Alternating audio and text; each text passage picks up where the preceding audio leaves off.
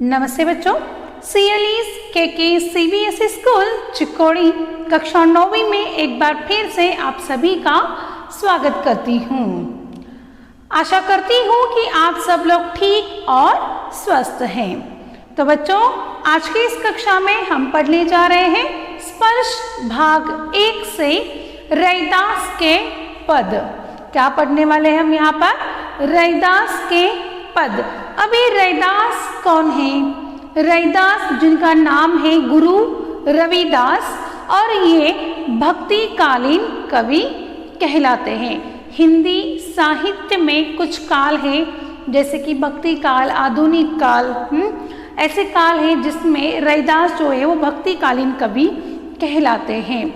ये एक राम भक्त थे, और जो रैदास है वो हमेशा उन्होंने मूर्ति पूजा हो या धर्म हो, जाति भेद हो, इन पर कभी भी उन्होंने विश्वास नहीं किया है।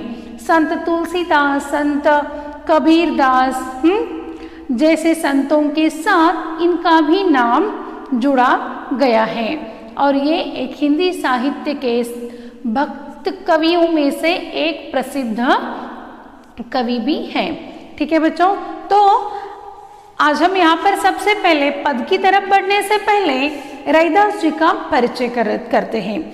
इनका नाम जो है वो गुरु रविदास। नाम क्या है? गुरु रविदास, जिन्होंने रैदास के नाम से पद लिखे। नाम क्या है? गुरु रविदास, ब्रैकेट में हम लिखेंगे रैदास। रैदास इस नाम से उन्होंने पद लिखे हैं। इनका जन्म है 1388। जन्म कब का है? 1388 का है। और इनकी मृत्यु है, देखिए, 1518 बनारस में। ठीक है बच्चों, इनका मृत्यु जो है वो 1518 में। और इनके गुरु हैं, इनके गुरु शारदानंद। इनके गुरु कौन है? शारदानंद। ठीक है, तो बच्चों, ये जो रैदास है, रविदास जी है, गुरु रविदास जी जो है वो मूर्ति पूजा, ईश्वर पर तो विश्वास करते थे लेकिन मूर्ति पूजा पर विश्वास नहीं करते थे। वो कहते थे कि हमारे ही मन में, हर एक व्यक्ति के मन में क्या है? भगवान बसे हैं, तो हमें मूर्ति पूजा करने की आवश्यकता क्या है ना? तो इसी प्रकार यहाँ पर दिए गए, देखो, रैदास नाम से विख्यात संत रविदास का जन्म 1388 और देहावसान सन 1518 में बनारस में ही हुआ। उनका जन्म भी कहाँ का है? बनारस का ही है, और उनकी मृत्यु भी कहाँ की है?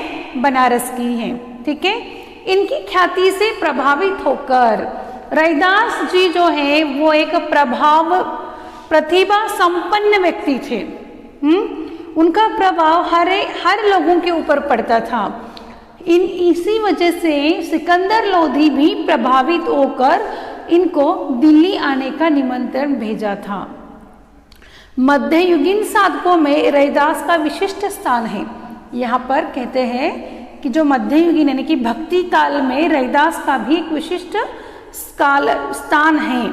कबीर की तरह रैदास भी संत कोटि के कवियों में गिने जाते हैं। कबीरदास, तुलसीदास जैसे कवियों में रैदास भी क्या है? संत कवियों के कोटि में गिने जाते हैं। इन्होंने मूर्ति पूजा, तीर्थ यात्रा जैसे दिखाओं में रैदास जरा भी विश्वास न था। रैदास का मूर्ति पूजा में विश्वास नहीं था, तीर्थ यात्रा पर विश्वास नहीं था, लेकिन भगवान के ऊपर वो विश्वास करते थे। वो कहते थे कि हमारे ही मन में, हमारे ही अंदर भगवान छिपे हैं, क्यों हम मूर्ति पूजा करें? हाँ, तो झूठी आडंबरों से वो इनको सख्त नफरत थी। वह व्यक्ति की आंतरिक भावनाओं और आपसी भाईचारे को ही सच्चा धर्म मानते थे। धर्म यानी कि जाति भेद नहीं यहाँ पर। तो वो क्या कहते हैं कि व्यक्ति के आंतरिक भावनाओं और आपसी भाईचारे को ही वो सच्चा धर्म मानते थे। बच्चों, रैदास के जो पिताजी हैं वो चप्पलें बनाने के काम करते थे। रैदास के पिताजी क्या करते थे? चप्पलें बनाने का काम करते थे। यानी कि जो उच्च वर्गीय लोग हैं, जो जाति से, कुल से, धर्म से उच्च हैं, वो लोग इनको कम नीच वर्गीय मानते थे।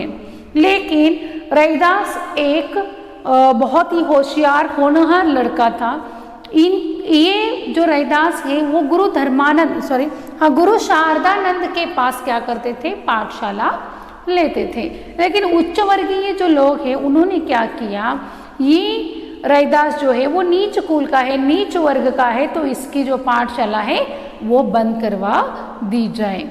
लेकिन इनके गुरु भी जाति धर्म को नहीं मानते थे। शारदानंद भी जाति धर्म को नहीं मानते थे और इन्होंने क्या किया, अपनी पर्सनल पाठशाला देने की शुरुआत की।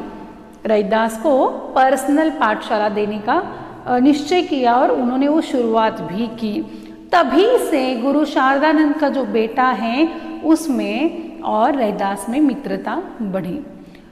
एक कहानी है, देखो ये बच्चों, ये जो दोनों मित्र थे हर रोज खेलने जाते थे। खेलने के बाद घर अपने वापस जाने के बाद दूसरे दिन वो एक दूसरे को प्रॉमिस करते थे कि कल हम फिर से खेलने आएंगे।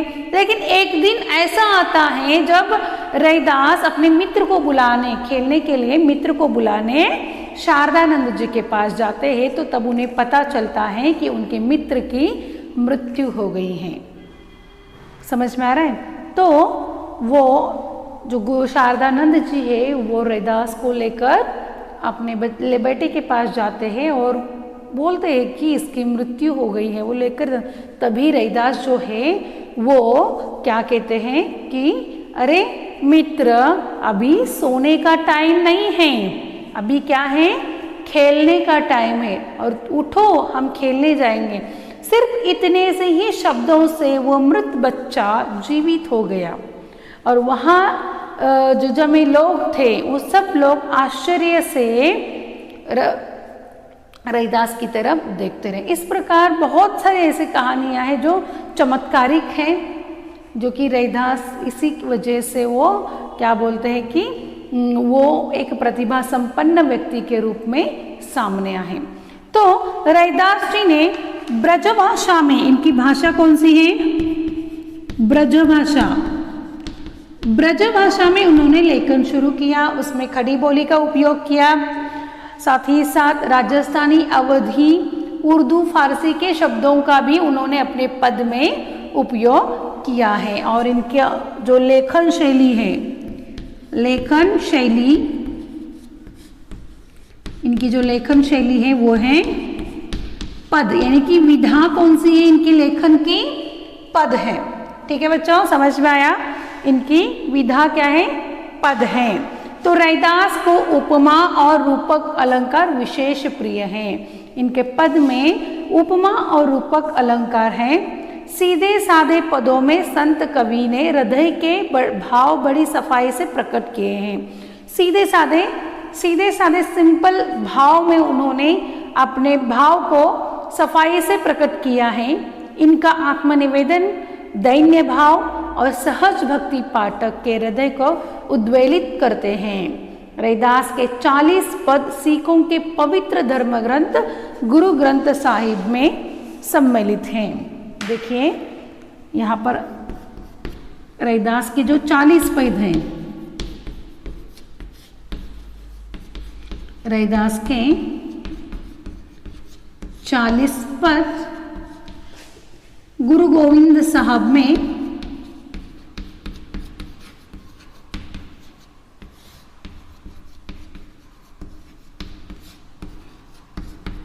सम्मिलित हैं।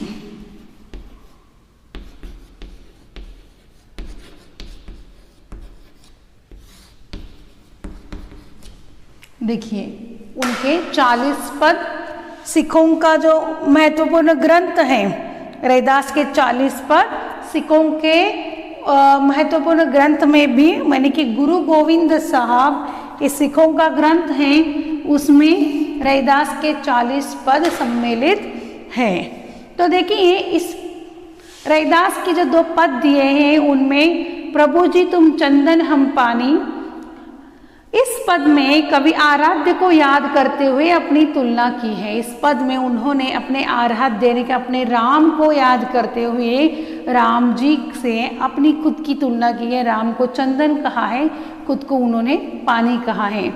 उसका प्रभु बाहर किसी मंदिर या मस्जिद में नहीं वरना उसके अपने अंतस में सदा विद्यमान रहता है। यहाँ पर जो हम आगे जो पद पढ़ने वाले हैं, यहाँ पर जो रैदास जी है वो अपने राम जी को अपने सदा अपने मन में ही देखते हैं, वो किसी मूर्ति में नहीं देखते। यही नहीं, वह हर हाल में हर काल में उसे श्रेष्ठ और सर्वगुण संपन्न है। इसीलिए तो कवि उन जैसा बनने की प्रेरणा मिलती है। कवि क्या कहते हैं यहाँ पर कि हर हाल में हर काल में वो जो प्रभु राम जी हैं वो उन्हीं के साथ रहते हैं और उनके जैसे बनने की प्रेरणा रैदास जी को मिलती है। दूसरे पद में भगवान की अपार उदारता, कृपा और उनके समदर्शी स्वभाव का वर्णन है।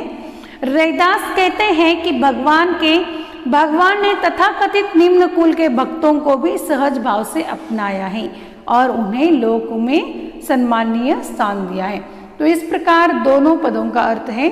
तो अगली कक्षा में बच्चों हम क्या करने वाले हैं, इन दोनों पदों को विस्तार से देखने वाले हैं। ठीक है बच्चों, ये कक्षा यहीं पर समाप्त होती है। धन्यवाद।